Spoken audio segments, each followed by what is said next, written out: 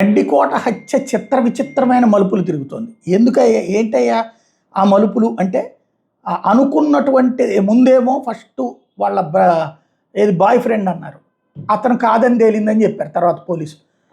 తర్వాత వాళ్ళ కుటుంబ సభ్యులే పరువు హత్య అన్నారు. అది పక్కకెళ్ళిపోయింది. ఇప్పుడు ఎవరు అన్నది ఇంకా తేలాల్సి ఉందట. గండికోటలో ఈ నెల 14న విద్యార్థిని హత్యకు గురైనటువంటి కేసు దర్యాప్తు ముమ్మరంగా సాగుతోందట. ఉదయం 11:45 గంటల నుంచి మధ్యాహ్నం 1:45 మధ్య ఆ యువతకి హత్యకు గురైంది. ఆ ప్రాంతంలో సీసీ కెమెరాలు లేవు. మాకేమో దివ్యశక్తి లేదు, మానవ శక్తితోనే విచారణ చేయబడుతున్నాం అంటున్నటువంటి డీఐజీ కోయ ప్రవీణ్ నేర సమీక్ష సమావేశంలో పాల్గొన్నటువంటి సందర్భంలో మాట్లాడుతూ గండికోటలో చోటు చేసుకున్న విద్యార్థిని హత్య కేసు విచారణ మీద పర్యాటక ప్రాంతానికి ఆ రోజు 350 మంది వచ్చారు. అదే రోజు సమీపంలో ఉన్న గ్రామంలో జాతర కూడా ఉంది. 2 ఊళ్ళకి సంబంధించిన సెల్ టవర్లో ఒకటి నదికి అవతల ఉంది.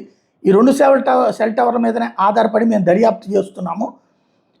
2 గంటల సమయంలో ఆ రెండింటి మధ్యన 69 మంది ఉన్నారు. వాళ్ళ కోసమే ప్రత్యేక బృందాలు పంపించే వాళ్ళు ఏ ప్రాంతాల నుంచి వచ్చారని తెలుసుకుని అక్కడే విచారిస్తున్నామని చెప్పుకొచ్చారు. సాక్ష్యాలు ప్రత్యక్ష సాక్షులు లేకపోవడంతో దర్యాప్తులో సమస్యలు తలెత్తున్నాయని చెప్పారు. కొండను దవ్వి ఎలకను బట్టేలా ముందుకు సాగుతున్నామంటూ కాస్త సెటారికల్గా కామెంట్ చేశారు. ఘాతుకానికి పాల్పడింది ఎవరో తప్పక తేలుస్తామంటున్నారు.